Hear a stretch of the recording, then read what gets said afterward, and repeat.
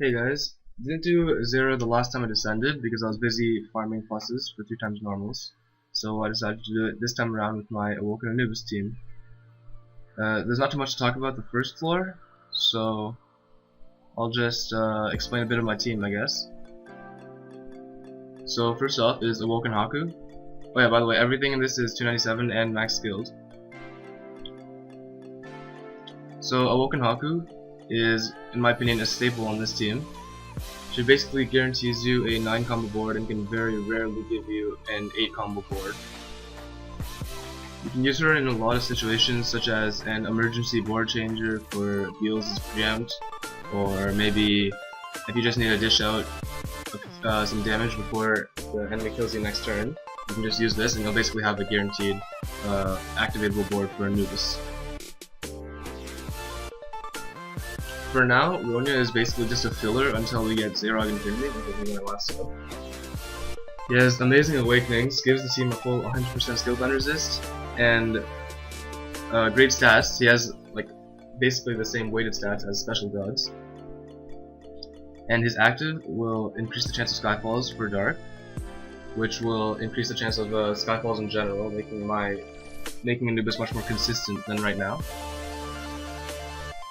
Panda is also definitely going to be a slot that I switch around depending on the dungeon, but she's really good considering she also has a skill bind resist, and she has 2 skill boosts, she has a time extend, and her active makes hearts and dark, so you can use it for an emergency heal, or if you just need an active to finish something off.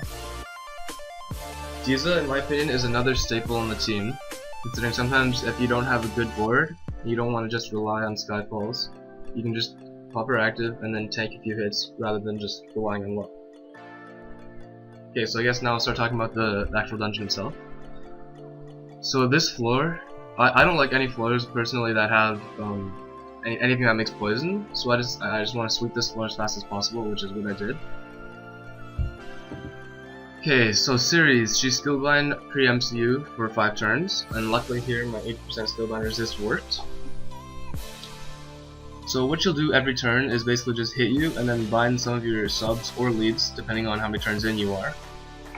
This can become really tedious, especially if you're running a combo lead that needs specific colors to activate, so I recommend obviously just sweeping this floor as well. Don't be afraid to pop some actives on this floor and the Neptune floor, considering you'll have a few turns to stall up on the upcoming floor, which is Hades.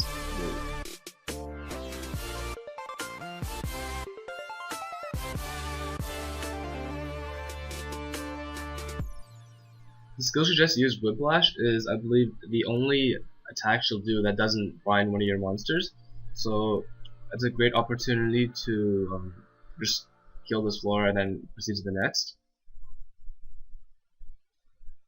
So here I had to think a bit because I actually wanted this dungeon blind at first, but I wanted to know what she would hit me for next. So I think I'm just checking a Pad X here, and I decided to just use Panda because it makes a nice 4-color board. You know, those are pretty easy to combo.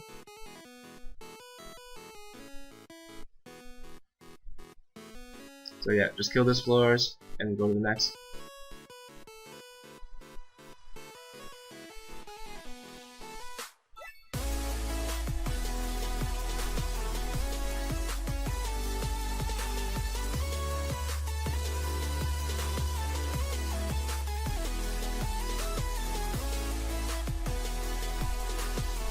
So this is your typical long turn cooldown floor where he's not going to hit you for a while. He has quite a bit of HP, but when he does hit you, he'll one-shot you almost definitely. So personally, I don't like using actives on these type of floors. You can if you really need to, but I wouldn't suggest it, because you can basically just whittle it down enough to kill it yourself. However, if you're using a more grindy team such as something like Robu, then you will probably have to pop some actives to kill this floor.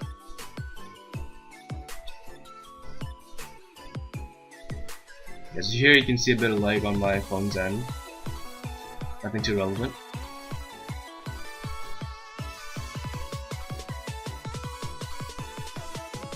I know I said not to use any actives this floor, but I decided to just because I had like so many actives up that I didn't need all of them for the last floor. Also, that counterattack was basically essential to killing Hera at the end anyways, because what you want, if you want to one-shot her without grinding her below 50% first, you have to have a counterattack up, because what will happen is the counterattack will hit the boss before they can revive.